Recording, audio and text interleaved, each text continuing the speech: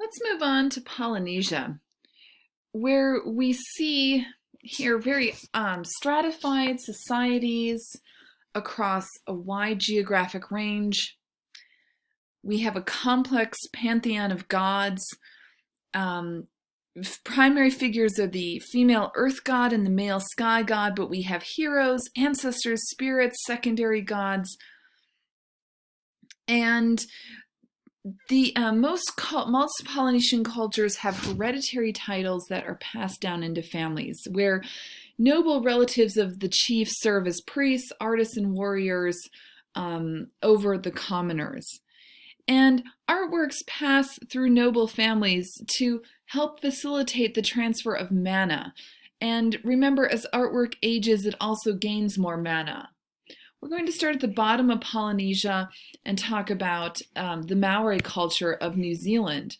And we're going to start here with a Maori meeting house that is now today in the National Museum of New Zealand.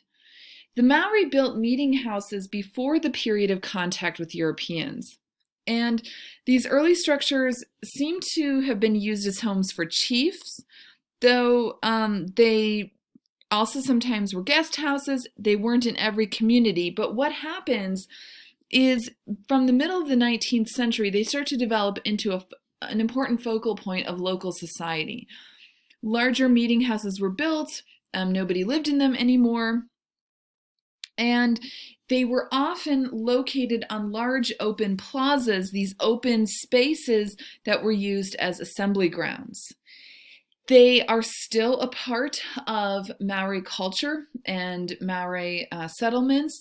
They're used for important meetings, for funerals, for religious ceremonies as well, and they are treated with great respect. They are a real source of pride. This is a typical structure here, the A-frame house with a recessed porch leading into an open interior space. And notice here that the door is not centered on the A-frame. It's a little bit off-centered, and all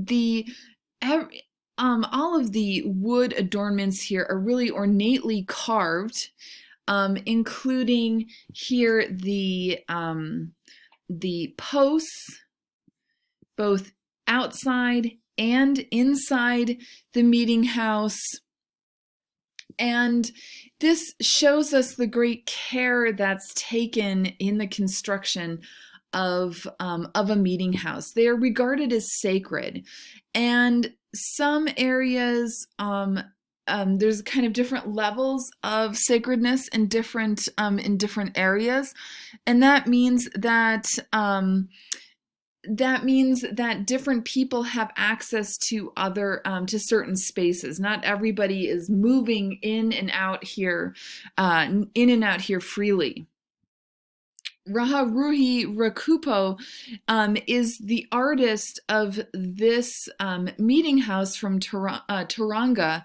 He was a warrior, a priest, a tribal chief who wanted to honor his late brother in this work, from whom Rakupo inherited the chieftainship for his tribe at Tauranga. Typically, the carving would be done using basalt chisels and drills, but Rakupo used metal Western tools. And we actually see a kind of embedded self-portrait here on one of the posts of this Maori meeting house of Rakupo himself. And here he holds a ceremonial adze, this tool here, that is the symbol of a master carver. We also see these incised lines covering his face and his body that represents the ritual tattooing, when we're going to talk about the tradition of tattoo in Polynesia here shortly. And so we see him as an important, respected member of his community. And as I said, there's a lot of tapu, excuse me, that dictates the use of a Maori meeting house. And so, for example, women are typically not allowed to enter. And this meeting house is quite special because um, part of the tapu also dictates that a meeting house cannot be repaired, but it must be left to decay. And so this house was installed in the National Museum in New Zealand, in Auckland, to as a kind of cultural treasure, cultural heritage of the country, and can be is essentially a kind of decommissioned meeting house that is accessible to all and no longer kind of functions in the same way. In fact, women who traditionally do the carving, when we look at the interior here, all of this ornate carving was done by women, a lot who were not allowed to enter the structure. So they're actually carving from the outside, kind of wrapping their hands around to complete a lot of the carving of this work.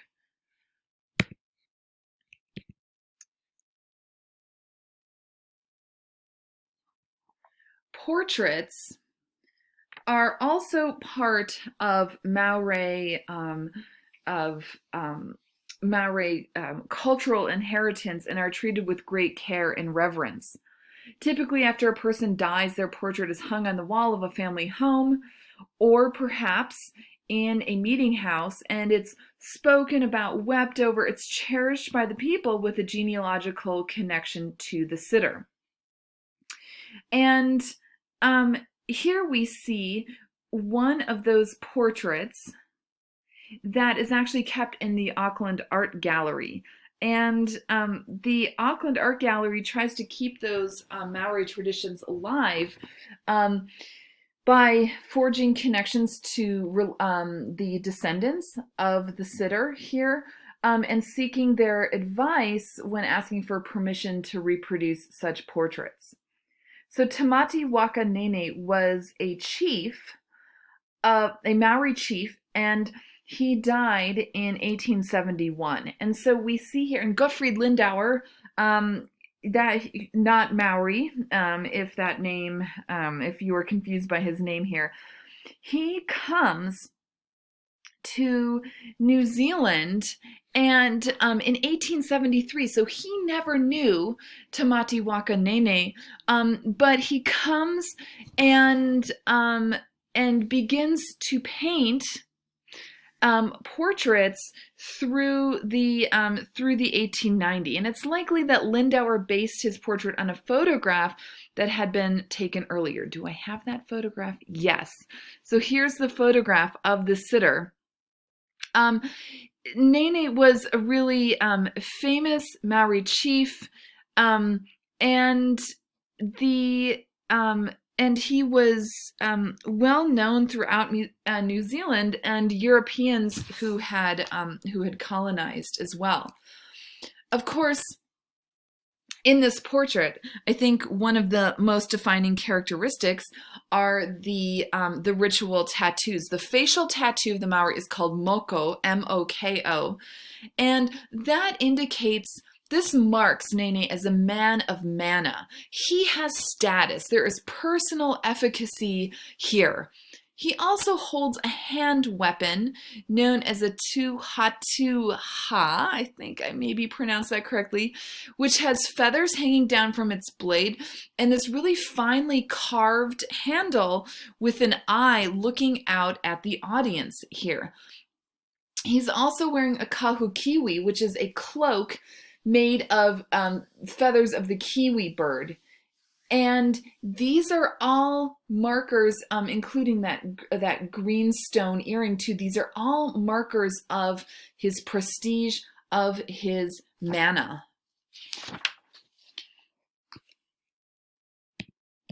Let's take a look at, I actually want to look at some of these cloaks here, since we just saw that portrait. And these cloaks are common throughout Polynesia. They convey mana onto their wearers. They elevate the prestige of the wearer through the value of these materials, and we see different materials being used in these different cloaks. There's also mana conveyed through the skilled construction of these precious objects, and also the fact that they are passed down through families. The base frame is made of flax fiber, and then you can see sometimes there are kiwi feathers, sometimes dog skin, goat skin, wool, there's tassels. And these cloaks are still important in New Zealand's contemporary society today. In fact, here is a portrait on the photograph on the left of Jacinda Ardern, the Prime Minister of New Zealand, wearing a kakahu, one of these Maori cloaks. And then Harry and Meghan, who I don't think we can call them prince and princess anymore, but we see them on a recent visit to New Zealand here also wearing these Maori cloaks. I love this work from a contemporary artist, Te Rongo Kirkwood, where we see how contemporary Maori artists are continuing to explore the form and function of cloaks in Maori society. Instead of, though, the more traditional materials of fur and feathers, these are cloaks made out of glass. And here we see this kind of, I think there's almost, it creates this multi-sensory experience where there is the wood frame on the top that evokes a kind of perhaps a raptor head in profile. We also have dried flax strings creating the framework, but then all of this tinkling glass. And so we can imagine the kind of smell of the different materials, the sound the glass makes, and bringing a kind of contemporary reinterpretation of this important tradition in the 21st century. Let me go back to tapa cloth here, because you're going to, for week 5, you're going to read more about, specifically about Fijian masi. And this tapa cloth is also a tradition that we see, this is also a tradition that we see through Polynesia. And this is something that conveys, again, through the communal making, the tapu that dictates, the chanting, the preparing of the materials, also through the patterns. It projects a lot of mana. And the reading that you'll have for week 5 is about the cultural appropriation, specifically of the Fijian tapa, which is called masi. But here you're seeing examples from Hawaii, Samoa, and Fiji. And so you will read more about how tapa cloth is appreciated or appropriated depending on how you look at it by contemporary society. All right, I'm going to stop this now. We're going to come back to the feather cloak. Remember, if I skip over something in these videos quickly, like Michael Tufari's corned beef sculpture, it's not because I don't think it's important, but because I want to keep things streamlined and simple in these mini lectures. And so sadly, some things do end up on the chopping block, but we're going to come back to the feather cloak in the next video.